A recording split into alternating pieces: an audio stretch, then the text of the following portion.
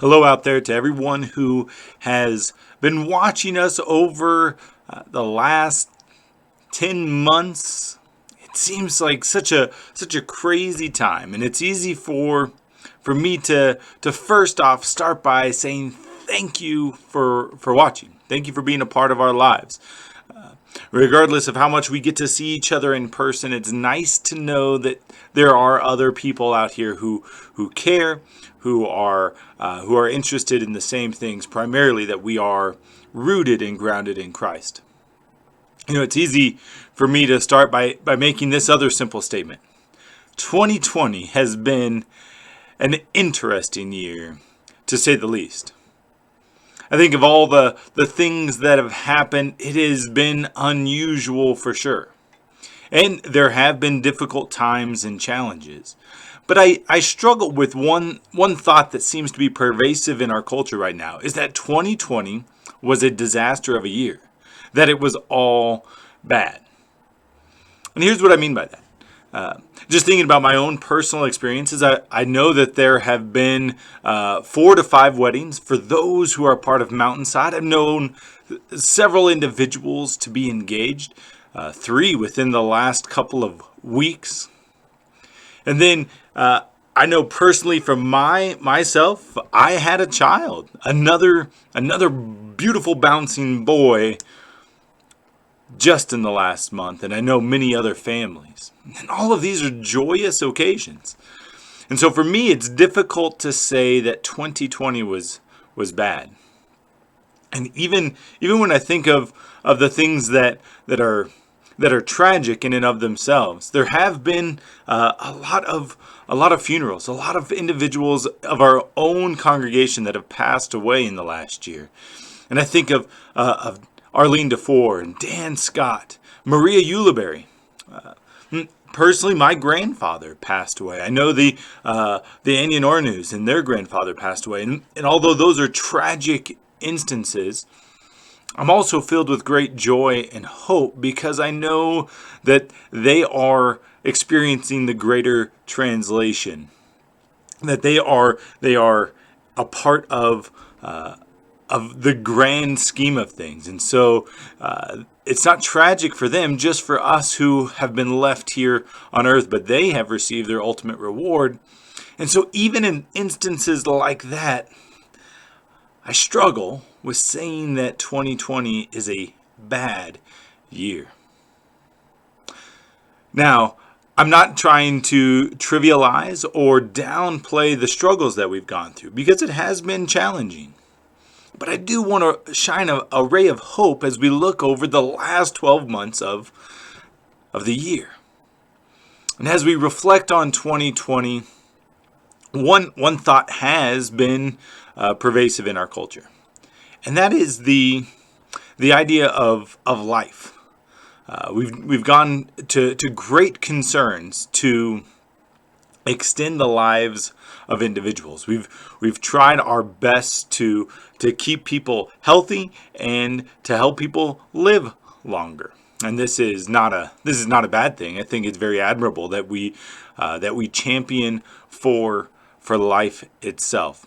But I do want to reflect on one thing tonight as we close out this year. This idea of life.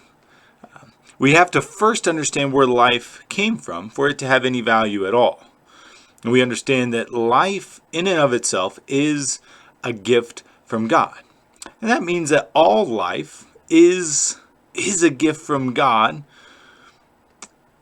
And gifts are only good if we do something good with them. And many of you celebrated Christmas last week and had many gifts that were given. Now, the gift that is received with joy and then placed in a pile or a closet somewhere isn't necessarily the greatest gift. The greatest gift is the one that someone receives with joy and then immediately uses it and does good things with it. And so if we're not willing to do good things with this gift of life, what good is the life? James chapter 4 puts it this way.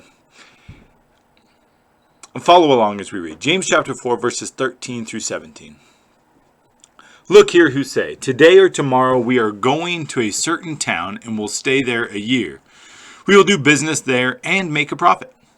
How do you know what life will be like tomorrow? Your life is like the morning fog. It is here a little while, then it's gone. What you ought to say is, if the Lord wants us to, we will live and do this or that. Otherwise, you are boasting about your own plans, and all such boasting is evil.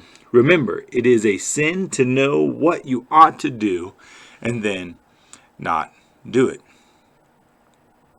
I've read this passage from James so many times. And until recently, I always thought that this was about going to a separate town and making a profit. As if this were the evil, right? I guess, I don't know, there was something rooted in me that thought that making a profit was bad. But after this year and reading this, I get a better understanding of what James was trying to convey. He's very blunt about it if you want to be honest. James says you don't control your life. You don't control how long it is. You don't control the nature of it. That belongs to God. And he says we should squarely put that responsibility to God. In fact, James says your life is like a fog, a vapor, something that most people, not in New Mexico, we don't get a lot of fog here, but most people understand that the fog clears out by, mid-morning. As soon as it heats up enough, the fog will dissipate. And so James is saying the very same thing. He says your life is something that will be gone by mid-morning, giving us the finality of life and that it's short, the brevity. It's important for us to understand that it is fleeting, but then again, it is not mine. This is a time that is determined by God. James echoes Jesus as Jesus points out that we can't even add an hour to our life. James, in this passage, says you don't control your life at all.